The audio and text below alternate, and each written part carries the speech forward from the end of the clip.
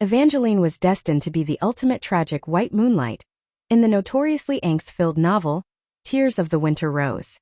Her job, cough delicately into a lace handkerchief, look devastatingly beautiful while suffering, die from a mysterious incurable illness by chapter 15, and leave a legacy that makes the cold Duke Arthur obsess over her memory for the rest of his life. But when a thoroughly modern, stubbornly practical woman transmigrates into Evangeline's frail body right before the plot kicks off, the script gets shredded. Refusing to die for the sake of some brooding duke's character development, the new Evangeline embarks on a completely unhinged quest for survival. She ditches the lace for running shoes, trades poetic weeping for protein shakes, and absolutely refuses to participate in the plot. However, her aggressive desire to stay alive accidentally makes her wildly fascinating to the very people who were supposed to ignore her until her death, especially a highly confused, suddenly very smitten Duke Arthur. They say love is unpredictable, and today's story proves it. Welcome to Romancecravestories, where every episode is full of passion, secrets, and emotional twists. Let's begin. The ceiling above me was an ornate, breathtaking fresco of angels weeping. It was very on brand for my current situation, considering I had just woken up in the body of Evangeline St. Clair, the undisputed queen of tragic fictional deaths. I knew the novel Tears of the Winter Rose inside and out. It was a miserable tear-jerking saga where Evangeline, fragile, innocent, and perpetually victimized, spends her life being ignored by her fiancé, the icy Duke Arthur. According to the original plot, her quiet suffering culminates in a beautifully poetic death from crystal lung disease, a fictional illness that essentially makes you cough up glittering dust until you expire in a tragically aesthetic manner. Only after they lower her into the ground does Arthur realize she was the love of his life, spending the next 60 chapters brooding at her grave and destroying his enemies in her name. Absolutely not. I blinked against the dim, moody lighting of my lavish bedroom. A lacy handkerchief rested in my pale, trembling hand, already dusted with the faint shimmer of my impending doom. "My lady," whispered my tearful maid, Clara, hovering by the bedside like a mourning dove. "The doctor says you must rest. The end. It approaches like a winter frost." I sat up. My joints popped like bubble wrap, but I ignored the phantom weakness clinging to this body. "Clara," I croaked, my throat dry. "Forget the winter frost. Go to the kitchen and bring me a roasted chicken. And a loaf of bread. Actually, bring the whole butter churn too." Clara gasped, dropping a silver basin.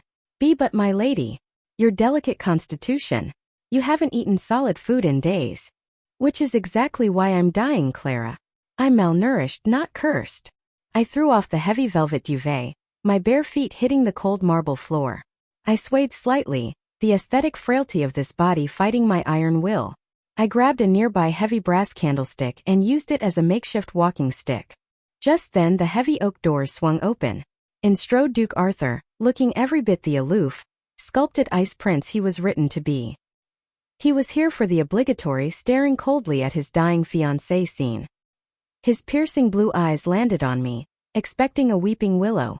Instead, he found me standing in a rumpled nightgown, gripping a candlestick like a club, looking feral. "Evangeline," he said, his voice a smooth, uncaring drawl. "You should be in bed. And you should be in therapy, Arthur, but here we are," I snapped, shocking both him and myself. "Listen closely. I am not dying today. I am not dying tomorrow. I am going to live to be 102, and I'm going to do it out of pure spite. Now get out of my way, I need to go do some squats." Arthur blinked, his perfectly calculated stoicism fracturing. For the first time in the history of this miserable novel, the male lead looked completely and utterly terrified of me. Good. Let the survival games begin. Chapter 1.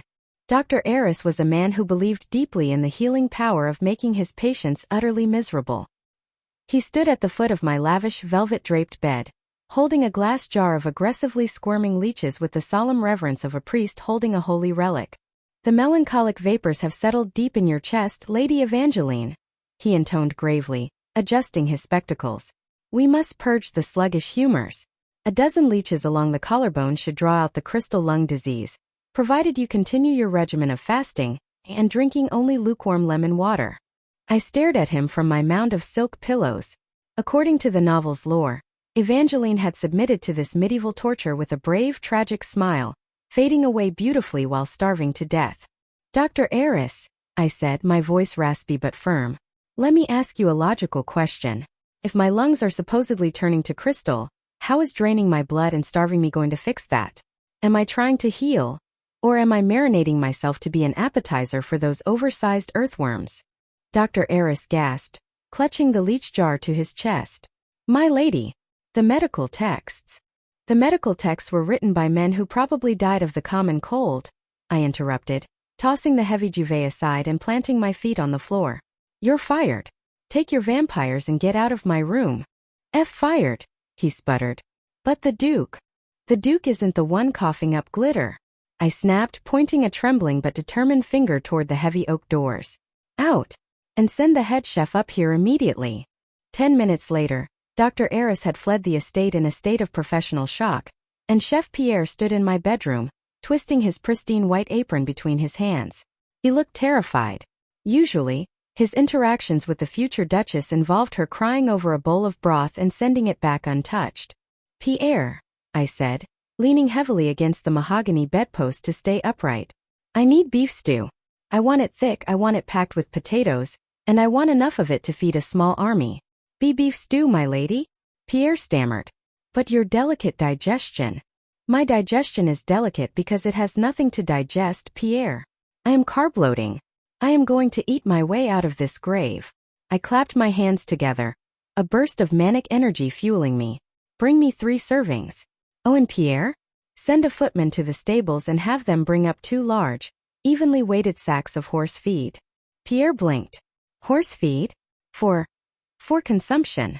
For lifting, I corrected. Now go. Across the sprawling estate, in a study practically dripping with dark, brooding mahogany, Duke Arthur of House Valerius sat behind his desk. He looked like a masterpiece carved from ice-sharp jawline, piercing blue eyes, and an expression of perpetual beautiful indifference. He was currently reviewing tax reports, waiting for the inevitable daily update on his fiancée's tragic decline. It was an arrangement of duty, of course. He felt a detached pity for Evangeline, but she was simply a fragile porcelain doll destined to shatter before the winter ended. His personal aide Renard entered the study. Strangely, Renard did not look appropriately solemn. He looked deeply fundamentally disturbed. Report, Arthur commanded without looking up from his parchment. How is Lady Evangeline's condition? Has she wept today? Is the doctor keeping her comfortable? Renard cleared his throat. It sounded like a dry heave. Your Grace, Dr. Eris has been dismissed. Forcefully. Arthur's quill paused. He looked up, a perfectly sculpted eyebrow arching. Dismissed? Did she finally lack the strength to endure the treatments? No, Your Grace. She called him a...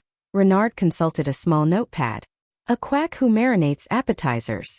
Then she ordered him out. Arthur set the quill down. The Ice Prince facade cracked just a fraction. And what is she doing now? Well, sir. Renard swallowed hard. She ordered Chef Pierre to make a massive cauldron of peasant beef stew. She has currently consumed 3 bowls of it. Arthur stared. Evangeline hadn't eaten solid food in a month. 3 bowls? Will she not be ill? She seems quite energized, Your Grace. In fact. Renard hesitated, looking as though he might be hallucinating the words he was about to speak. She had 2 heavy sacks of grain brought to her chambers. She is currently hoisting them onto her shoulders and bending her knees repeatedly, yelling at her maid about maximizing glut activation and spiting the narrative. Silence descended upon the study. It was thick, heavy, and utterly baffled. She is lifting grain? Arthur repeated, the words tasting foreign on his aristocratic tongue. Yes, Your Grace. And sweating. Profusely. Arthur leaned back in his leather chair, staring blankly at the wall. The fragile, weeping willow of a woman he was supposed to gently mourn was currently squatting livestock feed and eating her weight in root vegetables. For the first time in his meticulously planned, emotionally guarded life, Duke Arthur had absolutely no idea what to do next. But as a strange, highly inappropriate spark of curiosity ignited in his chest, he realized one thing for certain. He suddenly really wanted to go watch her. Chapter 2. By day 3 of my transmigration, my glutes were screaming, my resting heart rate was fantastic, and I was exactly on schedule to be murdered.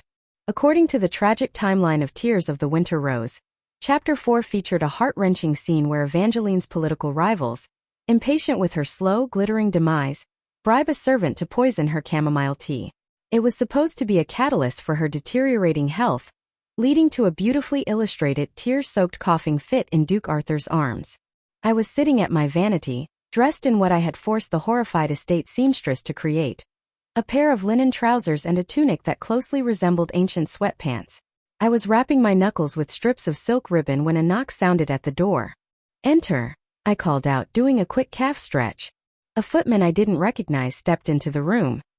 He was tall, suspiciously muscular for a guy whose job was carrying teacups, and had a scar running through his left eyebrow. He carried a silver tray holding a single porcelain cup of steaming tea. "Your afternoon chamomile, my lady," he murmured, keeping his eyes respectfully lowered. I walked over and peered into the cup. The liquid had a faint iridescent sheen to it, and it smelled distinctly like bitter almonds and impending doom. Classic nightshade powder. 0 points for originality. "What's your name?" I asked, leaning against the vanity. "Silas, my lady." "Well, Silas," I said, crossing my arms, "I'll cut right to the chase. I know this is poisoned. You know this is poisoned. I know my evil step-cousin or whoever sent you.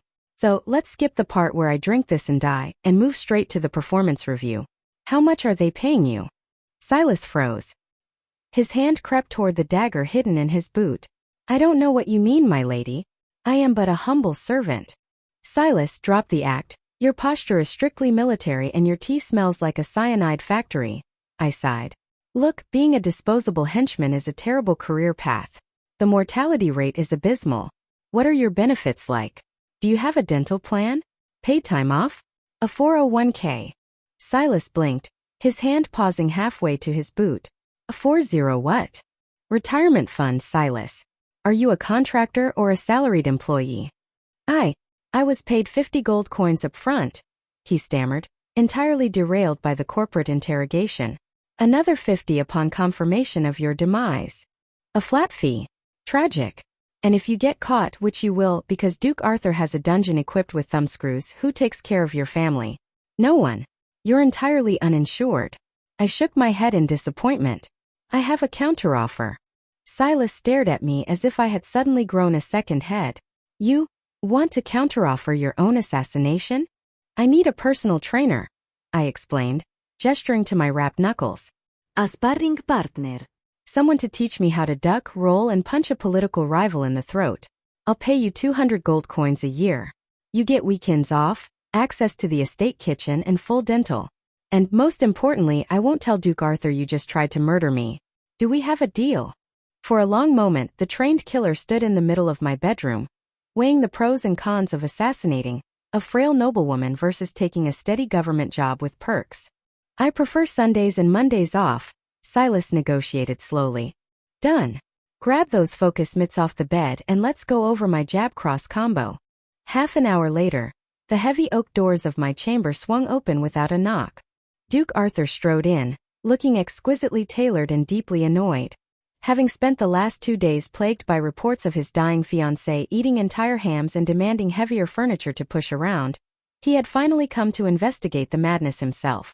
"Evangeline," Arthur began, his icy voice echoing in the room, "I demand to know what is going on in." He stopped dead. The scene before him was not the melancholic sickbed he had anticipated. The velvet curtains were tied back to let in the sun. The Persian rugs had been rolled up to clear the floor. And his fragile doomed white Moonlight was currently dodging a left hook from a notoriously lethal underworld assassin, wearing what appeared to be peasant trousers. "Keep your guard up, my lady. You're dropping your right hand," Silas barked, holding up padded leather pillows. "I'm trying, Silas, but my upper body strength is currently tragic," I yelled back, throwing a surprisingly vicious left jab that smacked into the leather with a satisfying thwack. I paused, noticing the incredibly handsome, incredibly frozen man staring at us from the doorway. Arthur's mouth was slightly parted. His eyes darted from my sweaty, flushed face to the assassin holding the focus mitts. "Oh, hey Arthur," I panted, wiping sweat from my forehead with a lace handkerchief. "Don't mind us. Silas was just sent here to poison me, but I beat his current salary package, so he's running my cardio circuits now." Arthur stood there in absolute, earth-shattering silence.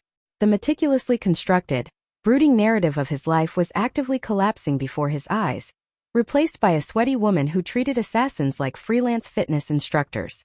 He looked at me. He looked at Silas. "Ensure she stays hydrated," Arthur finally said to the assassin, his voice completely hollow.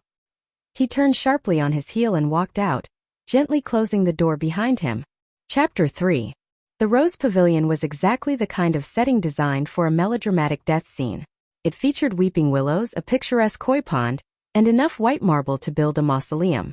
In the original novel, Chapter 6 involved Evangeline sitting on a stone bench here, coughing a single glittering speck of blood onto a white rose while Arthur watched from a distance, looking emotionally constipated.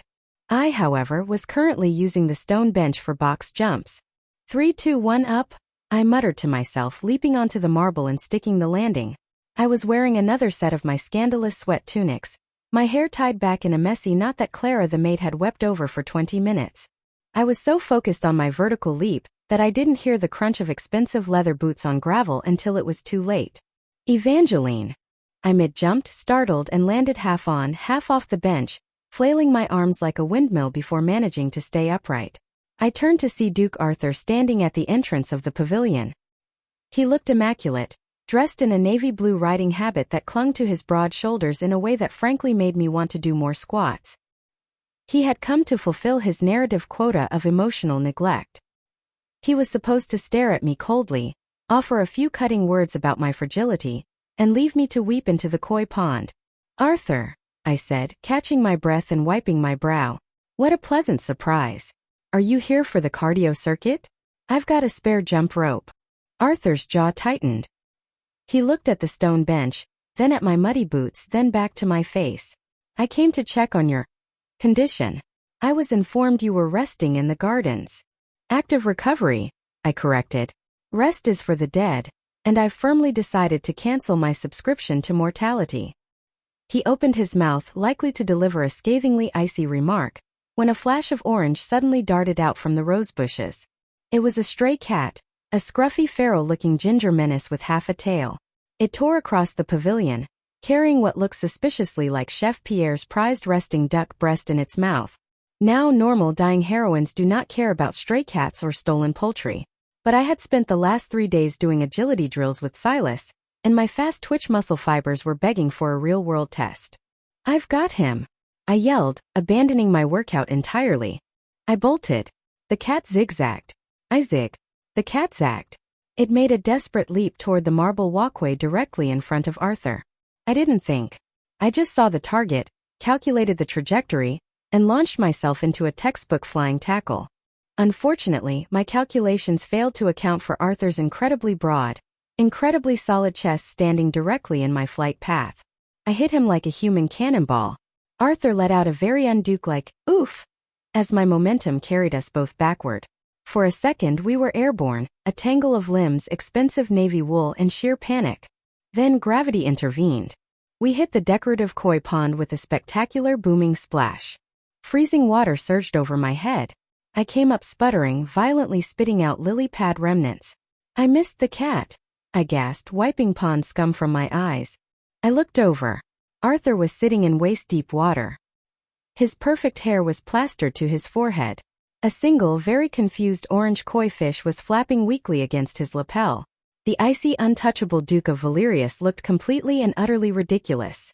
I froze, bracing myself for the impending explosion. According to his character profile, Arthur was a man of pristine dignity. He was going to execute me. I was going to be the first heroine to die of treason by pond. Arthur stared down at the fish on his chest. Then he looked at me, sitting in the mud with a lily pad on my head. His shoulders began to shake. I flinched, waiting for the screaming. But instead of a roar of fury, a strange, rough sound escaped his lips. It was deep, breathless, and totally unfamiliar. Duke Arthur was laughing. It wasn't a polite chuckle either. It was a full-blown, chest-heaving laugh that completely shattered his icy facade, transforming his face into something devastatingly warm and alarmingly handsome. He laughed until he had to lean back against the stone edge of the pond, splashing more water onto his ruined clothes. "You," he managed to choke out, pointing a dripping finger at me. "You are completely insane." "I prefer proactively surviving," I grumbled. though I couldn't stop a grin from breaking across my own face. And for the record, your pawn needs to be cleaned. It tastes like algae. Arthur wiped a tear of mirth from his eye, looking at me with an expression that had absolutely nothing to do with pity, neglect, or tragic duty. It was bright, focused, and dangerously interested. Evangeline, he said softly, the lingering amusement warming his usually freezing gaze. I do not think you are going to die anytime soon. That's the plan, Your Grace, I replied, tossing the lily pad back into the water. Now, are you going to help me up? Or are we fishing for our supper? Chapter 4. Every good melodramatic romance requires a villainous rival. A stunning, scheming noblewoman who exists solely to make the heroine feel inadequate. In Tears of the Winter Rose, that role belonged to Lady Seraphina of House Vance. According to the plot, Chapter 7 was supposed to feature Seraphina visiting my sickbed to coldly inform me that Arthur had accompanied her to the Royal Opera, prompting a devastating coughing fit that would leave me bedridden for a week. I was currently not in a sickbed. I was sitting cross-legged on a very expensive Persian rug in my drawing room, aggressively highlighting portions of the estate's financial ledgers with a charcoal pencil. Silas, my assassin-turned-personal trainer, was in the corner doing one-handed push-ups. The double doors swung open, and in glided Lady Seraphina. She was a vision in crimson silk and dripping with rubies, her hair styled into an intricate gravity-defying masterpiece. She paused, her perfectly painted lips parting in preparation for a scathing, elegant insult. Then she looked at me. Then she looked at Silas. Evangeline, Seraphina faltered, her perfectly rehearsed sneer slipping. What? What are you doing on the floor? And who is that terrifying man? Core strengthening and accounting, I replied cheerfully, not looking up from the ledger. And that's Silas. He's taking his union-mandated 15-minute break. What can I do for you, Seraphina? She recovered admirably, smoothing her skirts and puffing out her chest. She stepped delicately into the room, determined to deliver her lines. I have come out of pity, Evangeline, she said, her voice dripping with artificial sympathy. I know your condition keeps you locked away. I simply thought you should know that Duke Arthur escorted me to the opera last night. We shared a box. He looked exceedingly handsome in the candlelight. She paused, waiting for the tears. She waited for the heartbreak, the tragic gasp, the inevitable glittering cough. Oh, thank God, I exhaled, tossing my charcoal pencil aside and beaming at her. He actually went? I told him I'd rather eat a shoe than sit through 4 hours of sopranos wailing in a language I don't speak. You're a lifesaver, Sarah. Seraphina blinked. I what? I said he was with me. Yes, and I appreciate it. Taking one for the team, I said, scrambling up from the floor and wiping charcoal dust on my linen trousers. I hurried over to my mahogany desk and began rummaging through the drawers. Actually, your timing is impeccable. I've been meaning to send a courier to your estate. To curse my name? She asked, looking slightly hopeful. To offer a transfer of assets, I corrected, pulling out a large roll of parchment and a freshly inked quill. I slammed them down on the desk. Come here. Let's talk logistics. Seraphina took a cautious step forward, eyeing me as if I might bite her. Logistics of what? The Duke, I said plainly. Listen, I'm currently booked solid trying to outrun a predetermined tragic fate, and I simply do not have the bandwidth for a brooding, emotionally unavailable fiancé. If you want him, you can have him. But we need to make it official. I unrolled the parchment. It was a dense, highly detailed contract I had drafted late last night. I'm willing to sign over all fiancé rights and privileges immediately, I explained, tapping the parchment with the feather of the quill. However, if you take the Duke, you take the whole package. Section 3, Clause B. You are legally obligated to manage his mood swings and his dramatic staring out of window sessions. Section 4 clearly outlines that you are now responsible for pretending to care about his provincial tax reforms. Seraphina stared at the contract. The color was rapidly draining from her face. You are offering to give away the Duke of Valerius? Like a used carriage. I'm offering a strategic merger, I corrected. But there is a catch. You also have to take over his laundry detail. Ever since I tackled him into the koi pond, his valet has been complaining about algae stains on his wool riding habits. You'll need to sign here, an initial at the bottom acknowledging that you accept him as is without warranty. I held out the quill to her with a bright customer service smile. Seraphina looked from the quill to the contract to me. Her eyes were wide with genuine, unadulterated horror. The sickly, pathetic rival she had planned to bully was currently trying to saddle her with administrative duties and laundry. "You have lost your mind," she whispered, taking a step back. "The disease has eaten your brain." "My brain is in peak condition, Sarah. It's just properly caffeinated," I insisted, shaking the quill. "Come on, it's a great deal. I'll even throw in his collection of painfully tight cravats." "Keep away from me," Serafina shrieked. Abandoning every ounce of high society grace, she turned and sprinted out of the drawing room, her heavy silk skirt swishing frantically as she fled down the hallway. I sighed, dropping the quill and rolling up the parchment. Well, that was a missed opportunity. From the corner of the room, Silas switched to his left arm and grunted. "Your negotiation tactics are too aggressive, my lady. You should have offered dental." "Noted for next time, Silas," I said, returning to my spot on the rug. "Noted for next time." Chapter 5. The Grand Solstice Ball was the social event of the season, and historically Chapter 9 of the novel. It was infamous among fans of Tears of the Winter Rose as the swoon scene.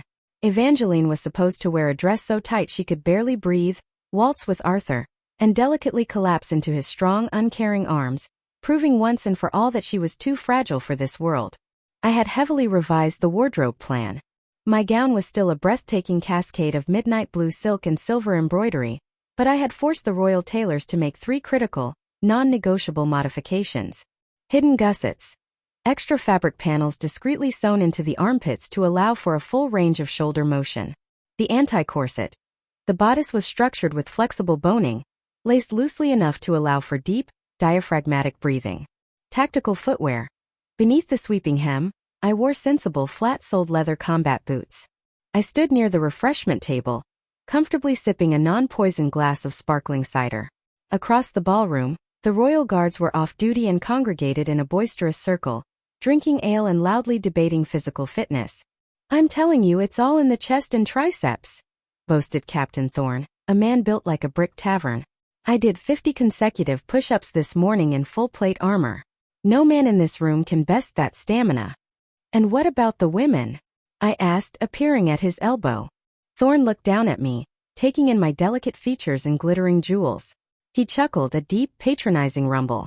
"My lady Evangeline, I assure you, standard military conditioning is quite beyond the delicate constitution of a noblewoman. We wouldn't want you to strain a wrist lifting your teacup." I handed my cider to a passing footman. "Captain Thorne, I am currently surviving a terminal illness purely out of spite. I am fueled by beef stew and sheer defiance. 50 push-ups is a warm-up." The circle of guards fell silent. Thorne smirked. "Are you making a wager, my lady?" "I am," I said, lifting my chin. "If you win, I will personally double the guard's meat ration for the month. If I win, you and your men have to clean out the Duke's stables tomorrow morning. Manure duty." Thorne grinned confidently. "You have a deal, your ladyship."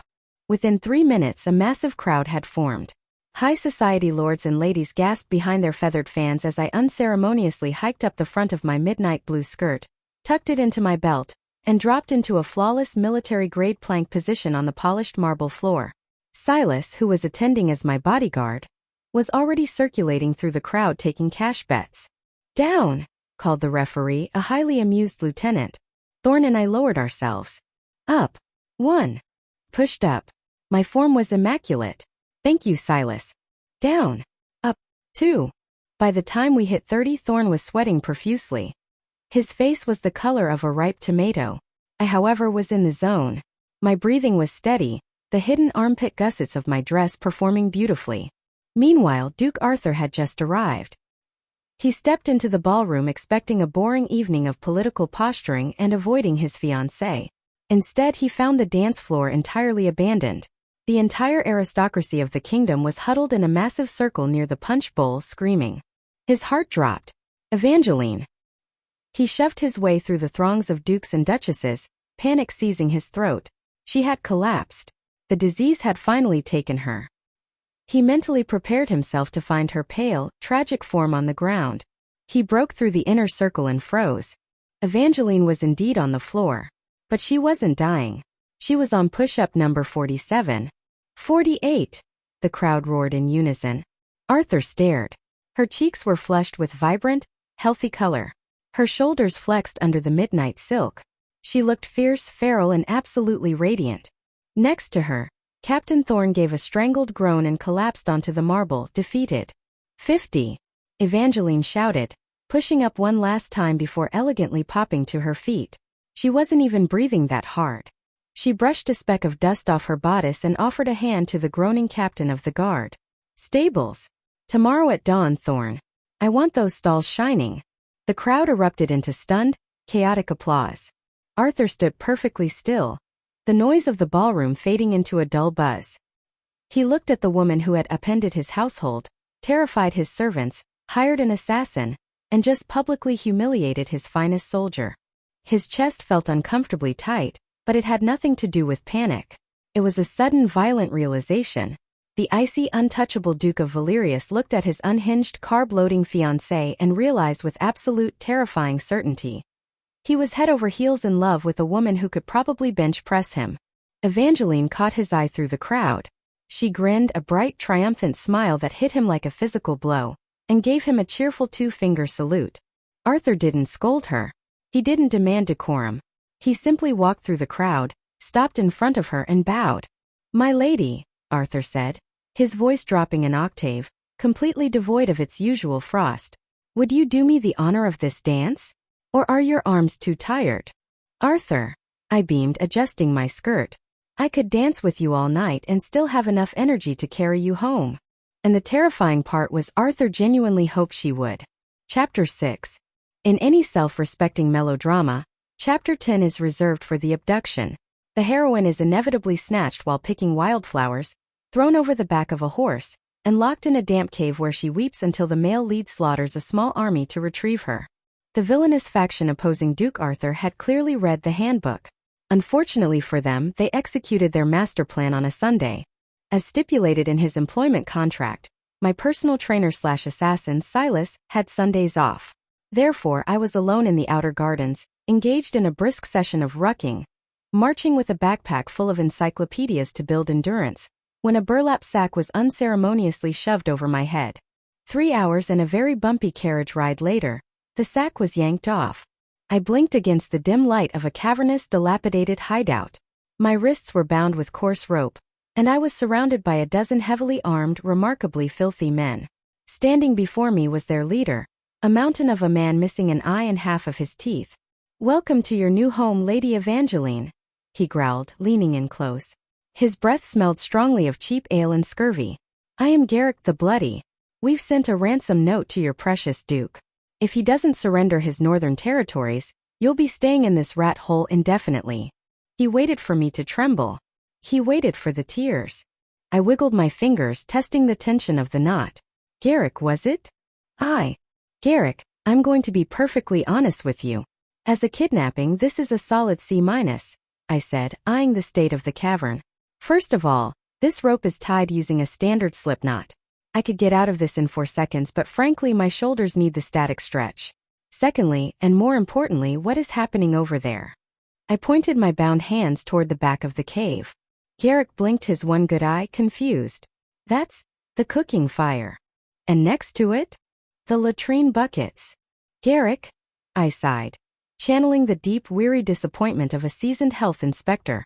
"You have your biological waste station 3 feet from your food preparation zone. Furthermore, the cavern has zero cross-ventilation. You aren't running a criminal syndicate, you're incubating cholera. Untie me immediately." "I what?" "No, you're the hostage," Garrick sputtered, trying to regain control of the room. "I am a hostage with allegedly compromised lungs who refuses to die of dysentery before Chapter 15. I snapped, the sheer volume of my voice making 2 of the nearest bandits flinch. "Untie me. We are instituting a chore wheel, we are relocating the latrines downwind, and someone is going to boil a massive pot of water right now because we are scrubbing everything." 2 days later. Duke Arthur of House Valerius was a man possessed. When the ransom note arrived, the icy stoicism he was famous for shattered completely, replaced by a dark, murderous, world-ending rage. He hadn't slept. He hadn't eaten. He had simply strapped on his broadsword, mobilized his most lethal knights, and tracked the bandits to their mountain hideout. He approached the cavern entrance with his sword drawn, his eyes practically glowing with lethal intent. He was ready to sever limbs. He was ready to bathe the mountain in blood to get his Evangeline back. With a mighty kick, Arthur shattered the reinforced wooden barricade blocking the cave. "Unhand her, you filth!" Arthur roared, his voice echoing like thunder. He burst into the cavern, broadsword raised, expecting a scene of terror and suffering. Instead, he found Evangeline standing on a wooden crate in the center of the room, holding a long stick like a pointer. She was pointing at a massive piece of parchment pinned to the wall, which featured a meticulously drawn grid. "For the last time, pest control and latrine duty cannot be done by the same person on the same day," she was saying firmly. "It's a cross-contamination nightmare. Todd, you're on latrines. Garrick, you're on pest control." The terrifying bloodthirsty bandits were sitting in a neat semicircle on the floor, looking completely demoralized. Garrick the Bloody raised a timid hand. "Yes, Garrick," Evangeline asked. "Can I trade pest control for dishwashing? The sand makes my hands dry." "Only if you can find someone to cover your shift," she replied smoothly. Arthur lowered his broadsword slowly. The tip clattered against the stone floor. "Evangeline?" he asked, his voice cracking slightly. Every head in the cavern snapped toward the entrance. When the bandits saw the Duke, they didn't draw their weapons. They didn't threaten the hostage. Instead, a collective, profound gasp of relief swept through the criminal syndicate.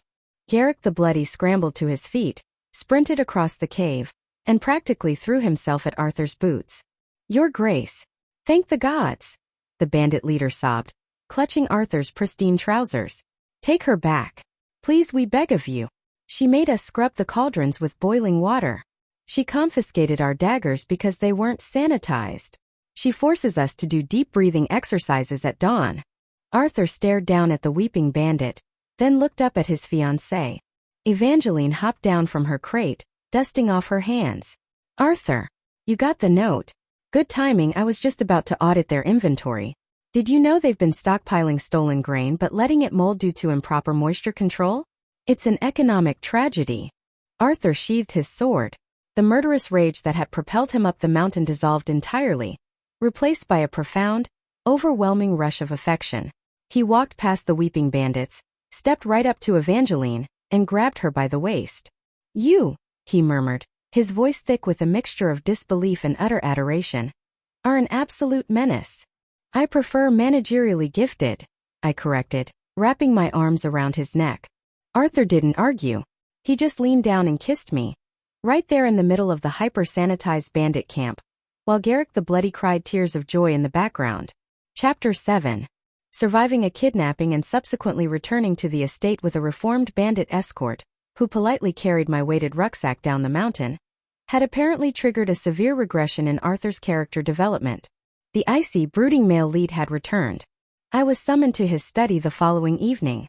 I arrived wearing my finest post-workout linen, sipping a protein shake made from raw eggs, milk, and a staggering amount of crushed almonds.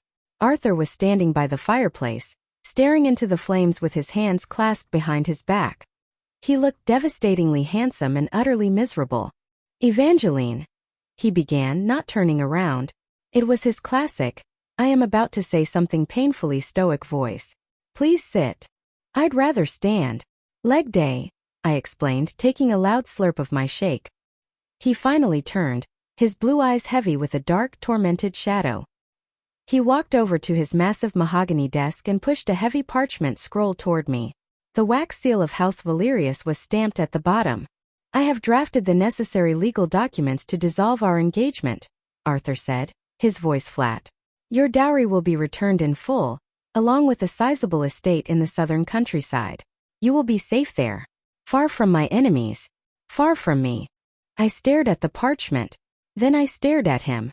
"Are you breaking up with me because I unionized your kidnappers?" "I am breaking up with you to save your life," Arthur snapped, his icy facade cracking instantly. He slammed a hand on the desk. "Do you not understand? Garrick and his men were hired by the Northern Lords. Next time it might not be a disorganized band of thugs. They targeted you because you are my weakness, Evangeline. I will not have your blood on my hands." Ah, the noble idiot trope. It was right on schedule. I set my protein shake down on a stack of highly important tax documents. "Arthur, let me explain the reality of this situation to you. Do you know how much a custom-forged, reinforced iron squat rack costs? Because the blacksmith in the courtyard is currently building me one. And it is astronomical. Arthur blinked, thoroughly derailed. Oh, what? Furthermore, I continued, crossing my arms, the sheer volume of beef, poultry, and imported almonds I consume daily to maintain this muscle mass requires the logistical and financial backing of a dukedom. If I go to the countryside, who is going to fund my macronutrients? Am I supposed to hunt my own boars? You are missing the point, Arthur shouted, running a hand through his perfectly styled hair, ruining it entirely. I am trying to protect you from the grave. And I am telling you that I am already outrunning the grave. And I am not doing it on a peasant's budget. I yelled back, stepping right up to him. You don't get to push me away just because you're scared. Yes, I am scared, he roared, suddenly closing the distance between us. He grabbed my shoulders, his grip tight and desperate. The stoic Duke was gone. In his place was a man unraveling at the seams. When I saw that empty garden, Evangeline, when I thought I had lost you before I even truly knew you, it tore me apart. You are chaotic, you are terrifying, and you are the only bright thing in my miserable life. I cannot let you die. Then stop trying to fire me from the position of your fiancé, I shouted, glaring up at him. I'm not leaving. I'm staying right here. I'm marrying you, and we're going to live long enough to become a menace to our grandchildren. Now void this ridiculous contract. Arthur stared down at me, his chest heaving, his eyes wild. He looked from my stubborn, flushed face to the annulment paper sitting on the desk. With a frustrated, feral growl, Arthur swept his arm across the mahogany, sending the legal documents, the inkwell, and a decorative globe crashing to the floor. Before the parchment even hit the rug, his hands were in my hair. He didn't politely peck me like he had in the bandit camp. He kissed me like a man who was drowning and had finally found a lifeline. It was a messy, desperate, chaotic collision of teeth and lips. I didn't swoon. I didn't faint. I wrapped my arms around his neck, stood on my tiptoes in my sensible boots, and kissed him right back with all the lung capacity my supposedly dying body could muster. When we finally broke apart, we were both gasping for air. Arthur rested his forehead against mine, his hand still gripping my waist as if he expected me to vanish into glittering dust. You, he breathed, a slightly unhinged smile spreading across his face, are going to be the death of me. Nonsense, I replied, smoothing down his rumpled lapels. With the cardio regimen I have planned for us, we're going to live forever. Now pick up your contract. I need to use the back of it to log my workout. Chapter 8. The assassination attempts, I had to admit, were getting shockingly lazy. It was a Tuesday afternoon, and a footman had just delivered a beautifully woven wicker basket to my private sitting room.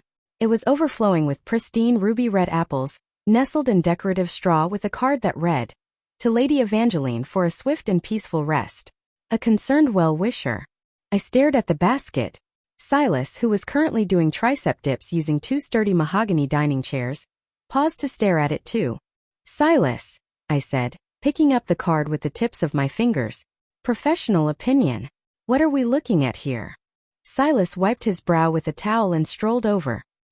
He picked up one of the apples, sniffed it, and held it up to the sunlight.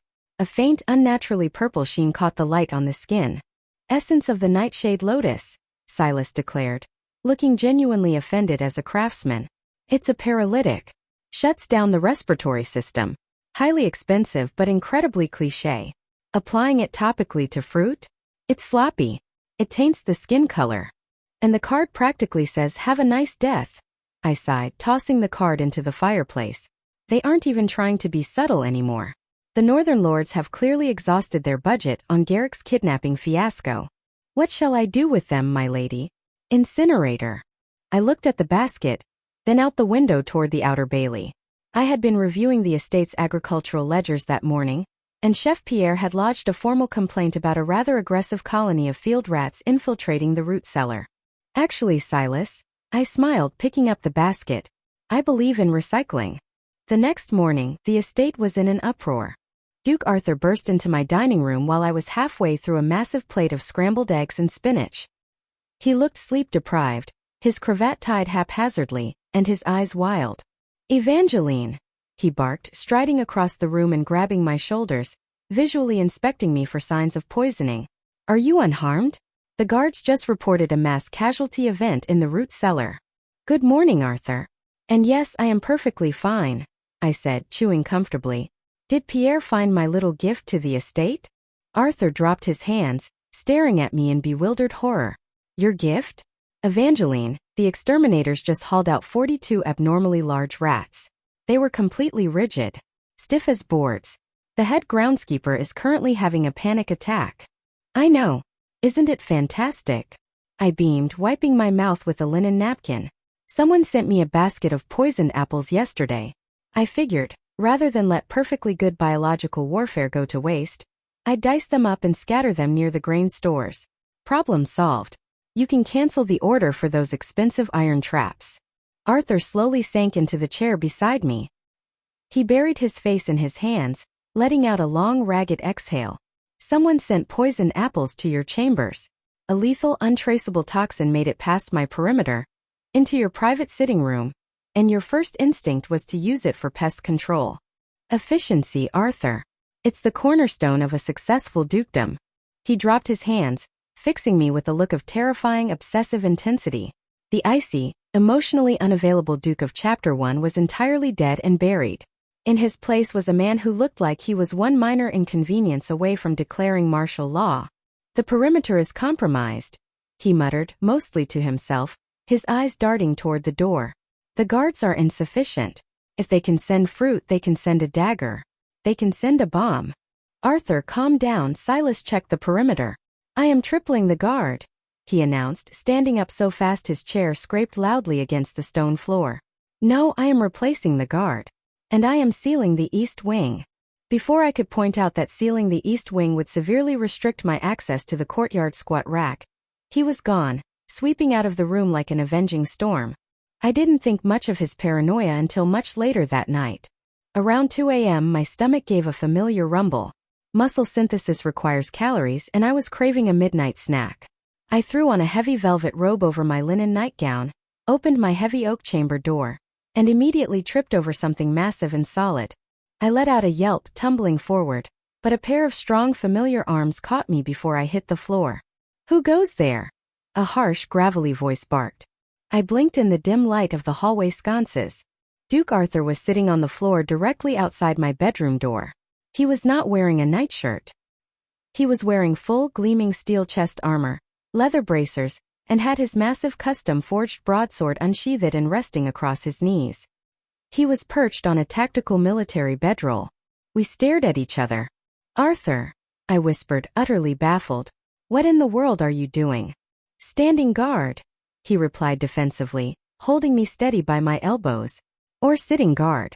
The stone is quite cold. You are the Duke of Valerius. You have an army. You have Silas.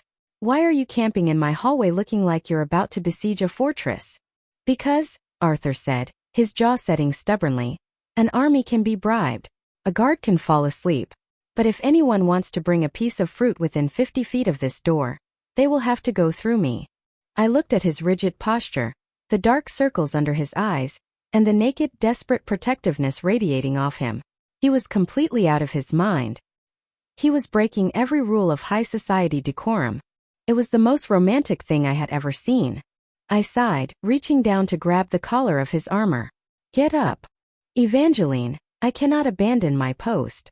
I'm not telling you to abandon it, I'm telling you to relocate it, I said, pulling him to his feet. My bed is large enough for two, the mattress is stuffed with prime goose down, and if an assassin breaks through the window, I expect you to act as a meat shield. Bring the broadsword. Arthur's eyes went wide, the fierce, protective warrior instantly morphing into a violently blushing mess. My lady, we are unmarried. The propriety.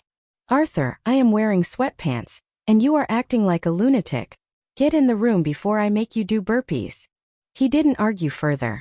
The Duke of Valerius dutifully picked up his bedroll, sheathed his sword, and followed me inside, proving once again that the plot of this novel had officially lost the war. Chapter 9. Chapter 15 of Tears of the Winter Rose was supposed to be my swan song. It was the emotional crescendo of the entire tragic melodrama. According to the original text, Evangeline, driven mad by a fever brought on by her glittering lung disease, wanders out of the estate during a storm. She is pursued to the edge of Dead Man's Drop, a jagged, dramatic cliff overlooking the crashing sea, by the last remaining assassins of the Northern Lords. With nowhere left to run, She gives a tearful, poetic monologue about the cruelty of fate and throws herself into the churning abyss. Duke Arthur arrives exactly 30 seconds too late, falling to his knees and screaming her name at the sky. I, however, had a slightly different itinerary planned. First of all, I wasn't feverish. I was highly hydrated and vibrating with the energy of a pre-workout tonic Silas had mixed for me. Secondly, I hadn't wandered. I had purposely hiked the 3 miles up to Dead Man's Drop, dragging a massive, canvas-wrapped contraption behind me. Arthur, bless his paranoid heart, had been distracted by a sudden administrative crisis in the East Wing. A crisis I had orchestrated by paying a stable boy to release 3 dozen chickens into the armory. I reached the cliff's edge. The wind was howling, whipping my sturdy canvas trousers and practical woolen sweater. It was perfect updraft weather. I unwrapped my parcel. For the last month, I had mercilessly badgered the Royal Engineers, threatening them with budget cuts until they built me exactly what I wanted. They called it the aerial death trap. I called it a rudimentary hang glider with reinforced bamboo struts and double-stitched canvas. I was just finishing tightening the leather chest harness when the unmistakable sound of booted feet crunching on gravel echoed behind me. I turned. Emerging from the tree line were 6 men clad in head-to-toe black leather, their faces concealed by masks. They held wicked-looking crossbows and curved daggers. "Lady Evangeline," the leader barked, stepping forward. He raised a dramatic, gloved hand. "The cliff is at your back. There is nowhere left to run. The Duke cannot save you now. Your frail, doomed existence ends here against the rocks." I double-checked the carabiner clipping me to the glider's frame. "Are you the replacement team the Northern Lords sent? Because frankly, your uniforms are highly impractical for daytime ops. Black leather in the midday sun? You must be chafing terribly." The leader faltered, his dramatic arm lowering slightly. "Silence. Surrender yourself or jump. Choose your death." "I choose aerodynamics," I corrected cheerfully, gripping the bamboo control bar. I turned my back to them, facing the terrifying churning drop. The sea crashed violently against the jagged rocks hundreds of feet below. It was a plunge guaranteed to kill any tragic heroine. "What is she doing?" one of the assassins muttered nervously. "Is she putting on a backpack?" "Don't let her stall," the leader shouted. "Advance." I took a deep breath, engaged my core, and sprinted straight for the edge of the cliff. "Wait, no. We're supposed to push her," someone yelled behind me. I didn't stop. I hit the edge of the limestone and launched myself into the empty, howling abyss. "See ya, losers," I screamed at the top of my lungs. For one terrifying stomach-dropping second I plummeted. Gravity clawed at me. And then with a violent snap, the canvas caught the massive coastal updraft. My descent halted instantly. The glider swooped upward, banking gracefully to the left as I shifted my weight on the control bar. I soared up, hovering level with the cliff's edge for a brief moment. The 6 highly trained, lethal assassins were standing at the precipice, entirely frozen. One of them had his crossbow lowered, his jaw completely slack beneath his mask. They watched in absolute, mind-bending silence as the frail, sickly noblewoman they were sent to murder casually surfed the wind currents like a giant, heavily armed seagull. "Have a great afternoon," I yelled down to them, banking right and catching a thermal that carried me over the coastal forest. The flight was spectacular. The engineers had truly outdone themselves. I bypassed the treacherous rocks, glided smoothly over the canopy of the pine trees, and aimed for the small village nestled at the bottom of the valley. Specifically, I was aiming for the large, flat thatched roof of the Rusty Boar, a popular local tavern renowned for its smoked meats. I flared the glider perfectly, stalling my momentum just as I cleared the tavern's chimney. My combat boots hit the thatch, sliding for a few feet before I brought myself to a steady, triumphant halt. I unclipped my harness, dusted the straw off my trousers, and climbed down the wooden trellis attached to the tavern wall. I pushed through the swinging wooden doors of the Rusty Boar. The tavern went silent, patrons staring at the future duchess who had just dropped from the sky. "Good afternoon, everyone," I announced, walking up to the bar and slapping down a silver coin. "I'll have a full rack of ribs, a side of roasted potatoes, and a pint of your darkest ale. I've just beaten my narrative arc, and I am absolutely famished." Chapter 10. The exact timeline of Duke Arthur's meltdown was as follows. Minute 1. Having violently subdued the 3 dozen chickens flapping around the armory, Arthur mounted his warhorse and charged toward Dead Man's Drop. He arrived at the cliff's edge just as the storm clouds rolled in, perfectly cueing the gloomy, dramatic lighting required for a tragic climax. Minute 3. He found the 6 assassins standing dangerously close to the precipice, pointing at the sky and arguing loudly about aerodynamics. Minute 5. Arthur, operating on pure, unadulterated terror, drew his broadsword and bellowed a war cry that rattled the limestone. The assassins, already thoroughly traumatized by my exit, immediately dropped their weapons and surrendered. Minute 7. Arthur grabbed the leader by the leather lapels and demanded to know where I was. When the man pointed to the churning, deadly ocean below and stammered, She stepped off. Arthur's entire world shattered. According to Silas, who arrived on foot shortly after, Arthur performed the mandatory narrative ritual flawlessly. He dropped his sword, fell to his knees in the mud, and let out an agonizing, sky-shattering scream of, "Evangeline!" that echoed over the crashing waves. For the next 110 minutes, Arthur existed in a state of absolute hollow devastation. The white moonlight was gone. He commanded his guards to drag the sea, ignoring the torrential rain that had begun to fall, his icy heart completely and permanently broken. Meanwhile, at the Rusty Boar, I was on my second plate of ribs. The rain was drumming pleasantly against the thatched roof, and the tavern was warm, smelling of wood smoke and roasting meat. I had traded a silver coin for a dry woolen blanket, which I had draped over my shoulders like a cape, and I was deeply invested in picking the meat off a very stubborn bone. The heavy oak doors of the tavern exploded open. They didn't just swing. They hit the interior walls with a crack that silenced the entire room. The barkeep dropped a mug. A bard in the corner abruptly stopped playing his lute. Standing in the doorway was Duke Arthur. He looked like a vengeful god of war who had just crawled out of a watery grave. His pristine armor was smeared with mud. His perfect icy blonde hair was plastered to his skull by the rain. His eyes were red-rimmed, bloodshot, and completely devoid of sanity. He had clearly come to the village to commandeer fishing boats for body recovery efforts. He took a heavy, staggering step into the tavern. I paused, halfway through pulling a piece of pork from the bone. I had a smear of sweet and spicy barbecue sauce on my left cheek. Arthur's wild, dead eyes scanned the room. They swept past the frightened villagers, past the crackling hearth, and landed squarely on the corner table. He stopped. He blinked, rainwater dripping from his eyelashes. I gave him a little wave with the rib bone. Hey, the chicken diversion worked flawlessly, by the way. I had a great tailwind. Arthur didn't speak. He didn't blink. He just stared at me, his chest heaving under his wet armor, his brain violently rebooting as it processed the fact that the tragic ghost he was currently mourning was heavily coated in dry rub. Arthur, I asked, putting the bone down and wiping my hands on a napkin. Are you all right? You look a bit pale. Have you eaten?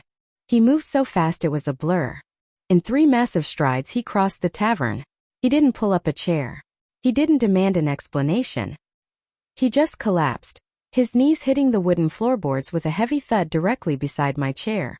Before I could even process the movement, his arms wrapped around my waist in a vice-like grip, and he buried his wet face directly into my barbecue sauce-stained woolen blanket. Whoa! I breathed, stiffening in surprise. Arthur, you're soaking wet. He let out a jagged, wretched sound that made my heart physically clench. It wasn't a dignified sniffle. It was a full-body, chest-racking sob. The icy, untouchable Duke of Valerius was weeping on his knees in a public tavern. You stepped off, he choked out, his voice muffled by the blanket, his large frame trembling violently against my side. I looked down at the rocks. I thought. Oh, Arthur. I softened immediately, the pragmatism melting away. I carefully reached out with my sauce-free hand and ran my fingers through his soaked hair. I didn't fall. I flew. I had the engineers build me a glider. You flew, he repeated numbly, lifting his head. His beautiful face was a mess of tears, rain, and raw, unfiltered terror. The walls he had spent his entire life building were entirely pulverized. Evangeline, I cannot survive this. I cannot survive you dying. If you had hit those rocks, I would have thrown myself in after you. I stared down at him. The sheer intensity in his eyes was blinding. This wasn't the brooding obsession of a male lead mourning a plot device. This was a man stripped down to his very soul, begging for the woman he loved. I'm not dying, Arthur, I said fiercely, cupping his cold cheek, smearing a tiny bit of barbecue sauce on his jawline in the process. I didn't care. I told you I am too stubborn to die. I beat the disease. I beat the assassins. I beat the cliff. He leaned into my hand, closing his eyes, tears still escaping from beneath his lashes. Promise me, he whispered desperately. Promise me you will never step off a cliff again, even if you have wings. I promise, I murmured softly. He exhaled a shuddering breath, wrapping his arms tighter around my waist and pulling me down into a desperate, messy rib-flavored kiss right there in front of the entirely stunned tavern audience. I kissed him back, holding his face in both hands. We were safe. The script was broken. And as the storm raged outside, I realized that my survival plan had worked entirely too well. I had accidentally built a life I actually wanted to live. Chapter 11. Life without a predetermined, tragic expiration date was proving to be remarkably busy. With the Northern Lords permanently subdued, and currently busy filling out the extensive bureaucratic apology forms I had drafted for them, and my lungs completely clear of any glittering, fictional diseases, the estate of Valerius had settled into a new routine. My daily schedule consisted of weightlifting at dawn, balancing the ledgers at noon, and sparring with Silas in the afternoon. Duke Arthur, however, was struggling with the transition. Having spent the first half of our acquaintance ignoring me, and the second half having violent panic attacks about my safety, he was now faced with a terrifying new challenge: traditional courtship. It was going terribly. On Monday, he had sent a servant to my rooms with a bouquet of incredibly rare, breathtakingly expensive winter roses. I had immediately inspected them for aphids, stripped the petals, and sent them to Chef Pierre to be boiled into a high-vitamin syrup. Arthur had found me doing shots of rose water at breakfast and looked deeply defeated. On Wednesday he had tried gifting me a delicate, diamond-strung necklace. I had pointed out that the chain was a severe choking hazard on the sparring mat, and politely asked if the jeweler could melt the platinum down to reinforce the joints on my squat rack. By Friday, Arthur realized he needed a new strategy. I was in the middle of a rigorous set of lunges in the courtyard, sweating through my linen tunic, when Silas cleared his throat.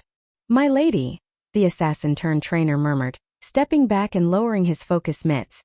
"The Duke approaches, and he looks intensely determined."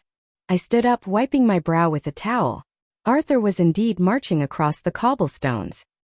He wasn't wearing his usual severe, diplomatic coats. He was dressed in tailored black leather and dark wool, looking broad-shouldered, rugged, and ridiculously handsome. He was flanked by two nervous-looking royal guards carrying a long, heavy-looking wooden crate. "Arthur," I panted, tossing the towel aside. "Good afternoon. Are we doing a perimeter check? Because I noticed the hinges on the west gate are squeaking, which is a tactical liability." "The hinges are fine, Evangeline," Arthur said, stopping a few feet away. He took a deep breath. His hands were clasped behind his back, and his ears were slightly pink. "I have come to a realization." "Oh? Did you finally read my proposal on crop rotation?" "No. Yes. But that is not why I am here." He gestured for the guards to set the heavy wooden crate down on a nearby stone bench. They did so hastily, bowed, and practically sprinted away, leaving us alone with Silas, who tactfully turned his back and pretended to inspect a stone wall. Arthur stepped closer. He looked down at me, his icy blue eyes entirely thawed, swirling with a mixture of profound affection and sheer nervous energy. "Evangeline," he began, his voice dropping into that smooth, rich timbre that usually made my knees feel slightly wobbly. "When we were first engaged, I saw you as a fragile thing, a glass doll waiting to shatter. I thought my duty was to stay away, to let you fade in peace." He gave a dry, self-deprecating chuckle. "Then you ordered a cauldron of beef stew, tackled me into a koi pond, unionized a bandit camp and jumped off a cliff. You shattered the glass yourself and built a fortress out of the shards." I smiled, my heart doing a very strange arrhythmic flutter against my ribs. "I do love a good fortress. I have tried to court you properly," Arthur continued, taking a step closer. "But you do not want sonnets, and you try to compost the flowers I buy you. You are entirely impractical to romance, Evangeline." "I prefer the term functionally driven," I corrected gently. "Exactly." Arthur's lips curved into a devastating smile. He turned to the wooden crate and popped the heavy iron latches. "Which is why I commissioned the royal blacksmiths to craft something entirely functional. I told them if the balance was off by even a millimeter, I would have them exiled." He opened the lid. I peeked inside, expecting a new set of iron weights or perhaps some tactical armor. Instead, resting on a bed of crimson velvet, was the most beautiful thing I had ever seen. It was a broadsword. But it wasn't just any broadsword. The blade was forged from deep, gunmetal-gray Damascus steel, folded to perfection and shimmering in the sunlight. The hilt was wrapped in sweat-wicking, dark dragon leather for optimal grip, and nestled right in the center of the heavy pommel, perfectly positioned to crush an enemy's skull if necessary, was a massive, flawless, brilliant-cut diamond. Arthur, I breathed, my eyes wide. I reached out and carefully lifted the weapon. It was incredibly heavy, yet the balance was absolutely supernatural. It felt like an extension of my arm. The blade is infused with a rust-resistant alloy, Arthur explained rapidly, stepping up behind me, clearly anxious about my reaction. The crossguard is reinforced to block a heavy axe swing. And the diamond? Well, I figured if I was going to offer you a ring, you would simply complain that it interfered with your deadlifts. This seemed more appropriate. I stared at the weapon. I looked at the diamond glinting aggressively in the afternoon sun. I thought about the sheer amount of thought, care, and slightly unhinged devotion it took to look at a woman and decide that a bedazzled weapon of war was the ultimate symbol of love. For the first time since transmigrating into this body, the blood rushed away from my head. My knees actually buckled. Evangeline, Arthur gasped, his arms shooting out to catch me before I hit the cobblestones. He pulled me flush against his chest, panic instantly flooding his features. Are you unwell? Is it the disease? Silas, fetch the physician. No, I wheezed, leaning my head against his shoulder, clutching the broadsword tightly to my chest. I looked up at him, a massive foolish grin spreading across my face. I'm not dying. I'm just swooning. Arthur froze. You are swooning? It's a very romantic sword, Arthur. I laughed, dropping the weapon safely onto the velvet crate and throwing both my arms around his neck. It's the most romantic thing anyone has ever given me. Yes. Of course yes. Arthur let out a breath that sounded like a cross between a laugh and a sob.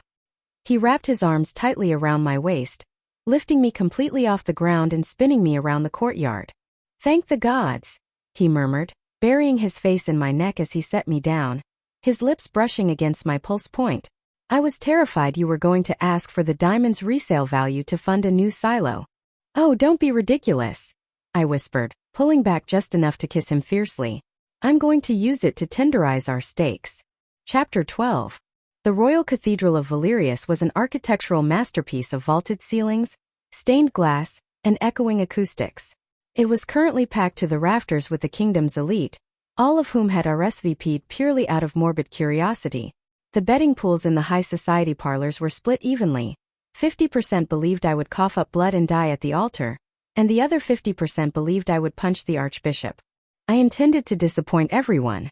I stood in the vestibule, adjusting the bodice of my gown. The dress was a stunning cascade of ivory silk and pearl embroidery, maintaining the illusion of a delicate, fairy tale bride. However, I had forced the seamstresses to sew heavy-duty tactical pockets into the underskirts, currently holding 3 protein bars and a small throwing dagger, and beneath the sweeping hem, my feet were laced securely into flat, reinforced leather combat boots. Silas, wearing a tailored suit that barely concealed the sheer amount of weaponry strapped to his body, stood beside me. He was acting as my escort, having successfully negotiated a generous holiday bonus for the role. Perimeter is secure, my lady, Silas reported, tapping a finger to his ear even though earpieces hadn't been invented yet. He just liked the aesthetic. Garrick and the reformed bandits are bouncing at the main doors. No unapproved apples have entered the premises. Excellent work, Silas. Let's get me married. The massive oak doors swung open, and the organ music swelled. As I walked down the aisle, a collective gasp rippled through the congregation. I wasn't gliding like a sickly ghost. I was marching with the grounded, powerful stride of a woman who could deadlift a small horse.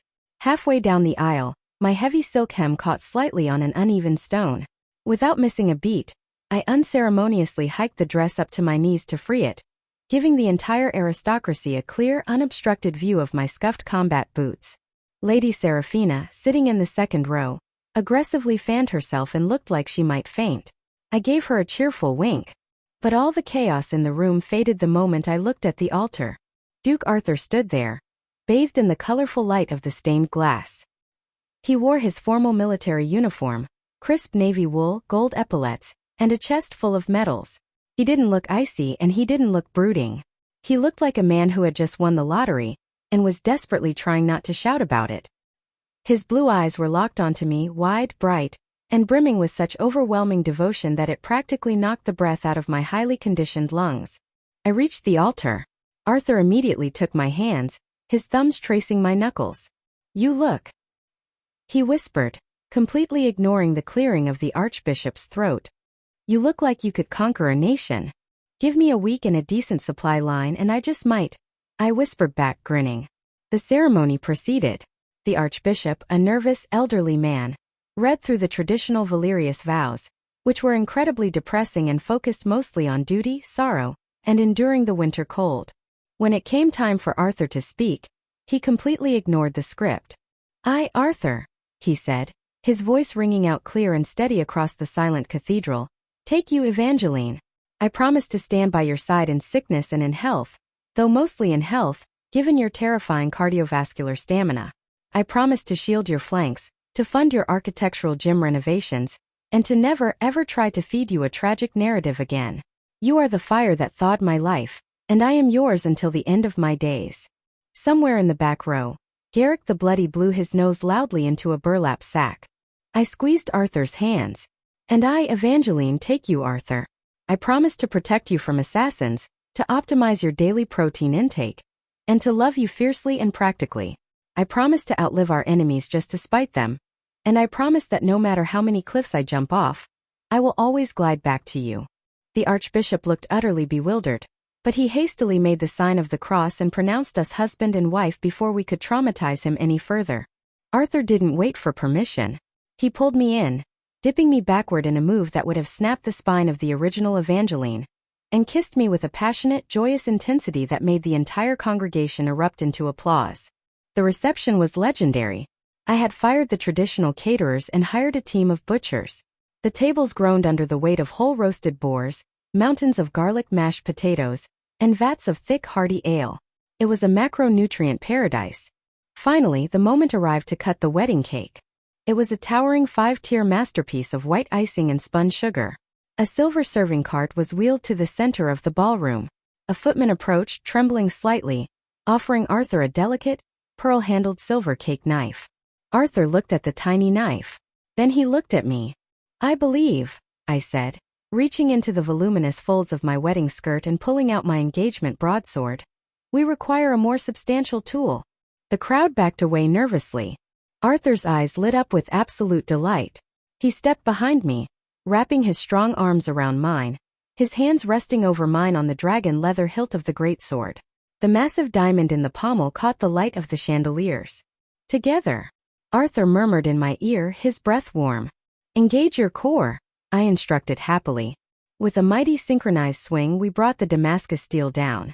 The blade cleaved through all 5 tiers of the cake in one smooth, devastating motion, cleanly slicing through the cake board and leaving a dent in the silver cart beneath it.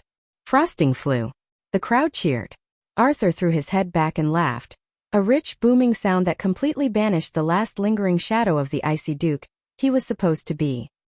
He picked up a massive chunk of ruined, mashed cake with his bare fingers and fed it to me.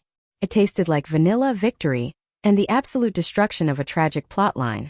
"To a long life, Duchess," he toasted, pressing a frosting sweet kiss to my forehead. "To forever, Your Grace," I replied, grabbing my broadsword. "Now let's go hit the dance floor. I need to burn off these carbohydrates." Epilogue. 60 years is a remarkably long time to live when your original life expectancy was roughly 4 chapters. The Valerius estate had seen a lot of changes over the decades. The brooding, Gothic architecture had been extensively remodeled to allow for better cross-ventilation. The dungeon had been converted into a massive state-of-the-art indoor training facility, and the famously tragic Rose Pavilion was now a highly functional greenhouse where Chef Pierre III grew organic spinach. I was sitting on the wide sunlit veranda, 82 years old and perfectly content. My hair was stark white and pulled into a sensible braid, and I was comfortably dressed in loose linen trousers and a thick woolen cardigan. I was currently engaged in my morning routine, doing seated resistance band rows and enjoying a cup of hot black tea. The heavy oak doors of the veranda opened, and out stepped Arthur. Time had turned the icy duke into a remarkably distinguished, silver-haired gentleman. He walked with a carved mahogany cane. Mostly for style, though he occasionally used it to affectionately hook me around the waist when he thought I was doing too much cardio. Evangeline, he sighed, easing his tall frame into the plush armchair beside mine. He set a stack of ledgers on the table between us. Our youngest grandson just challenged the captain of the guard to a wrestling match. In the mud. Good for him, I said, completing a set of 12 rows and letting the band snap back. Core strength is vital for the youth. Did he win? It was a draw, mostly because I ordered them both to take a bath before they ruined the courtyard flagstones, Arthur grumbled, though his blue eyes sparkled with fond amusement. He reached over and poured himself a cup of tea. The boy is a menace. He has entirely too much of your energy. He has your stubbornness, I countered, reaching for a blueberry scone. By the way, I read the morning courier reports. The last remaining descendant of the Northern Lords has officially retired and opened a bakery. Arthur chuckled, a warm, gravelly sound that I still love just as much as I had on our wedding day. We outlasted them all, my love. We outlasted the assassins, the political rivals, and the critics. We even outlasted Serafina, I pointed out. Though, to be fair, she moved to the coast to avoid us and took up aggressive needlepoint. A comfortable golden silence settled over us. It was the kind of peace that came from decades of hard-fought, stubbornly protected happiness. We had lived a life entirely off script. There were no tragic misunderstandings, no weeping in the rain, and absolutely no romanticized illnesses. Just a partnership built on mutual respect, protein synthesis, and the occasional synchronized sword fight. Suddenly, a stray beam of morning sunlight caught something floating in the air between us. It was a tiny glittering speck of dust. It shimmered with an eerie iridescent light, the exact description of the fictional crystal lung, disease that was supposed to have killed me 62 years ago. It drifted slowly toward my teacup, a lingering stubborn ghost of the novel's original plotline, making one final pathetic attempt to assert its tragic narrative. I didn't panic. I didn't cough. I simply raised my hand and swatted it out of the air like a mildly annoying mosquito. Arthur watched the speck of dust vanish into nothingness. He looked at my wrinkled, strong hand and then up to my face. The fierce, absolute devotion that had anchored us for over half a century burned just as brightly in his eyes now as it had the day I tackled him into the koi pond. He reached out and covered my hand with his own. His skin was warm and familiar. "What was that?" he asked softly. "Nothing," I smiled, turning my hand to interlock my fingers with his. "Just a plot hole. So, are we doing light yoga this afternoon? Or did you want to practice your parries?" Arthur smiled back, leaning over to press a gentle kiss to my gray hair. "Whatever you wish, my wildly inappropriate Duchess. After all, we have all the time in the world." That's where this love story ends for now. If you enjoyed this episode, don't forget to like, subscribe, and turn on notifications for more romantic twists. Tell me in the comments what will you have done. Until the next story, keep craving romance.